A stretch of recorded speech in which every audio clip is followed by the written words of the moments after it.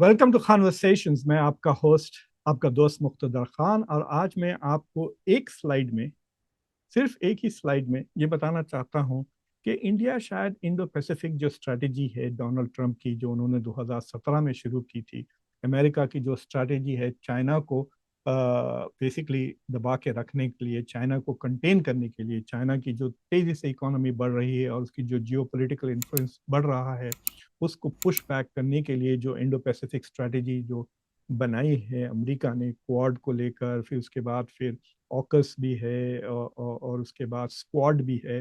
ये तीन mini lateral जो स्ट्रैटेजीज अमेरिका ने बनाई है, शायद इंडिया उसमें पूरी तरह से फिट नहीं होता। तो ये चीज़ मैं आपको सिर्फ एक स्लाइड से बताना चाह रहा हूँ। और इस पे मेरी नज़र और इस पे मेरी सोच सिर्फ इसलिए गई है कि प्राइम मिनिस्टर मोदी कोलालमपुर नहीं गए, और मैं सोच रहा था कि इसका क्या नुकसान हो सकता है इंडिया के लिए। इट इज़ वेरी क्लियर कि वो डोनाल्ड ट्रंप से डर रहे हैं, और वो डर रहे हैं कि अगर वो डोनाल्ड ट्रंप के साथ एक ही कमरे में कैमरास के सामने आएंगे तो डोनाल्ड ट्रंप कह देंगे कि मैंने इनकी और पाकिस्तान की जंग रुकवा दी, and he is not grateful to me. फिर इसके बाद मोदी क्या जवाब देंगे? तो इस वजह से I think Modi is avoiding Donald Trump. और फिर भारत में फिर वही बातें शुरू हो जाएंगी, Narendra surrender, Narendra surrender, Narendra surrender के नारे लग जाएंगे। So that is why he is basically afraid कि एटलीस्ट बिहार के इलेक्शन तक वो डोनाल्ड ट्रंप के साथ एक वक्त एक ही कमरे में कैमरास के सामने वो नजर नहीं आना चाहते। बट एनीवे, वो साइड में रख दें पॉलिटिक्स को। From A purely economic trade point of view से मैं ये कह रहा था कि क्या इंडो पैसिफिक में भारत पूरी तरह से फिट होता है जिस तरह से अमेरिका चाहता है या नहीं। तो पहले मैं आपको क्लियरली बताता हूँ कि पीछे 15-20 साल पहले जब तेजी से एशियन इकोनॉमीज बढ़ने लगी हैं, चाइना की, पहले Japan, Hong Kong, Singapore, south Korea, तो ये अर्ली एशियन टाइगर्स थे। 60s 70s 80s में ये तेजी से बढ़ने लगे। फिर 1991 सोवियत यूनियन के कोलैप्स के बाद से चाइना तेजी से बढ़ने लगा, और चाइना के साथ Indonesia, Malaysia, Thailand, Vietnam, Taiwan, ये सारे के सारे तेजी से इकोनॉमी बढ़ने लगी, और भारत भी। तो बेसिकली ये हुआ कि 2010-12 तक वेस्टर्न ममालिकों को इस बात का एहसास हो गया कि एशिया यूरोप से आगे निकल गया है, और जो इकोनॉमिक डायनामिज्म है, जो तेजी से जो वाइब्रेंसी है, वो एशिया में है, अब यूरोप में नहीं है। यूरोप में 1% 1.5% से ग्रोथ होती है, रिसेशन आता है, बहुत मसाइल हैं वहाँ पर। बहुत सारे उनके कंट्रीज के डेट टू जीडीपी रेशियो बहुत ज़्यादा बढ़ गया, बहुत कर्जे में आ गए हैं वेस्टर्न ममालिक, लेकिन एक्शन एशिया में है। तो उसके बाद ओबामा ने पिवट टू एशिया किया। यानी वो कह रहे थे कि भाई हम अभी तक तो वेस्ट की तरफ देख रहे थे, अक्रॉस द अटलांटिक, यूरोप की तरफ, अब हम एशिया की तरफ देखेंगे, अक्रॉस द पैसिफिक। फिर डोनाल्ड ट्रंप आया और कहने लगे कि खाली एशिया, ईस्ट एशिया थोड़ी प्रॉब्लम है, इंडिया भी है हमारे लिए चैलेंज। तो वो इंडो पैसिफिक बना दिया उसको। तो बेसिकली पूरा का पूरा इंडियन ओशन और पैसिफिक ओशन अमेरिका की अब मेन फोकस था। तो इस इंडो पैसिफिक स्ट्रैटेजी का सिर्फ दो मकसद है। एक, कि Asia is the more important global economic engine कह सकते हैं, ग्लोबल इकोनॉमी को जो चलाता है वो एशिया है, इसलिए America is now focused on Asia. और नंबर टू, चाइना तेजी से अमेरिका को जियो पोलिटिकली और मिलिटरीली और इकोनॉमिकली चैलेंज कर रहा है, तो उसको पुश बैक करने के लिए अमेरिका अब इंडिया के साथ मिलकर, और दूसरे जापान के साथ, ऑस्ट्रेलिया के साथ मिलकर चाइना को एक डब्बे में डालने की कोशिश कर रहा है, ट्राइंग टू कंटेन चाइना। तो अमेरिका के तीन अब इंस्ट्रूमेंट्स बन गए हैं। क्वाड, जिसमें भारत, जापान, ऑस्ट्रेलिया है अमेरिका के साथ। फिर स्क्वाड, जिसमें फिलीपींस, जापान, ऑस्ट्रेलिया है अमेरिका के साथ, और ये तीनों मुल्क अमेरिका के साथ मिलिट्री अलायंसेस है बाकायदा इनके साथ। और फिर ऑकस, जिसमें ऑस्ट्रेलिया और बरतानिया भी है। तो इस तरह से अमेरिका ने एक त्रिमूर्ति बना ली है तो चाइना को घेरने के लिए। तो मैंने सोचा कि ये प्राइम मिनिस्टर मोदी अब मलेशिया नहीं जा रहे हैं, फिर साउथ कोरिया भी नहीं जाएंगे, यहाँ पे तीन बैक टू बैक अब कॉन्फ्रेंसेस होने वाले हैं जो बहुत इंपॉर्टेंट है। एक आसियान की समिट, जिसके 10 इंपॉर्टेंट आसियान के मुल्क हैं। फिर उसके बाद ईस्ट एशिया समिट होगा कोलालमपुर में ही आसियान के साथ। फिर उसके बाद डोनाल्ड ट्रंप जा रहे हैं जापान, नए प्राइम मिनिस्टर के साथ मिलने, जो very much is like Donald Trump herself. Sana Takashi है शायद उनका नाम, I have to learn how to pronounce her name.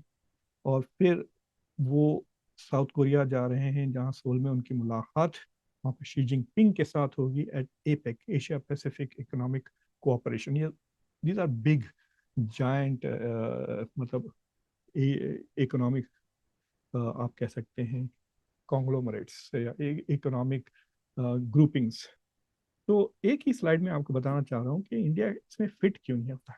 तो आप ये देखें, ये स्लाइड में आप देखें, तो इस स्लाइड में मैंने सिर्फ टॉप 3 कंट्रीज ली हैं।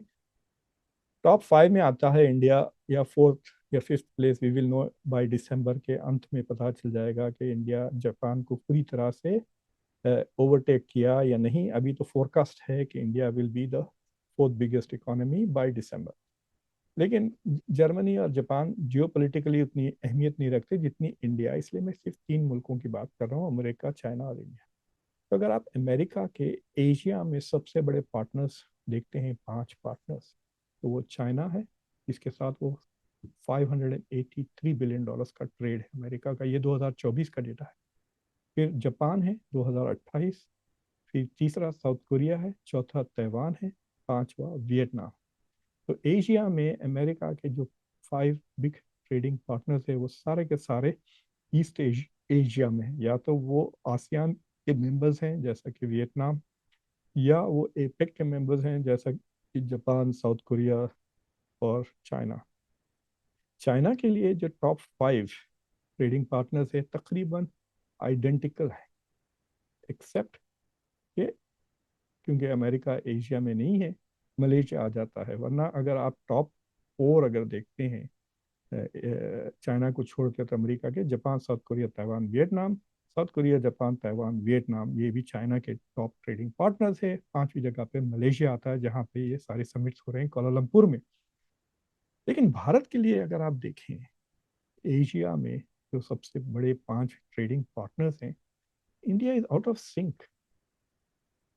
नंबर 1 तो चाइना ही है, ठीक है, एशिया में और सारी दुनिया में सबका या तो नंबर 1 या नंबर 2 ट्रेडिंग पार्टनर चाइना है। तकरीबन 120 मुल्क ऐसे हैं जिसका नंबर 1 ट्रेडिंग पार्टनर चाइना है। सिर्फ अमेरिका है जिसका नंबर 3 पोजीशन पे आती है चाइना, कनाडा और मेक्सिको के बाद। Mexico is number 1, Canada number 2 और चाइना नंबर 3 है अमेरिका के लिए। ये अभी रिसेंटली हुआ है। नहीं तो चंद अरसे तक China was also America number 1 trading partner. लेकिन इंडिया के लिए अगर आप देखें, नंबर 2 और नंबर 3 स्पॉट पर यूनाइटेड अरब एमिरेट्स और सऊदी अरेबिया है। इसके बाद सिंगापुर और इंडोनेशिया आता है। सिंगापुर और इंडोनेशिया किसी भी चाइना या यूएसए को देखे तो उनके साथ they are not that big trading partners. तो इंडिया इज लाइक अलग सड़क पे जा रही है इंडिया।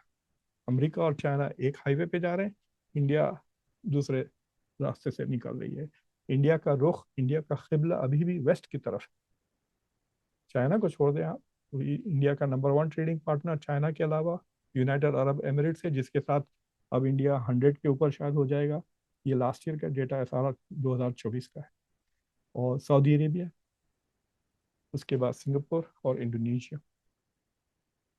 तो इंडिया इज नॉट, पूरी तरह से मुझे लगता है कि from A Jio economic perspective से देखा जाए तो इंडिया इंडो पैसिफिक में उस तरह से नहीं फिट होता जिस तरह से अमेरिका और चाइना एक दूसरे के खिलाफ जा रहे हैं।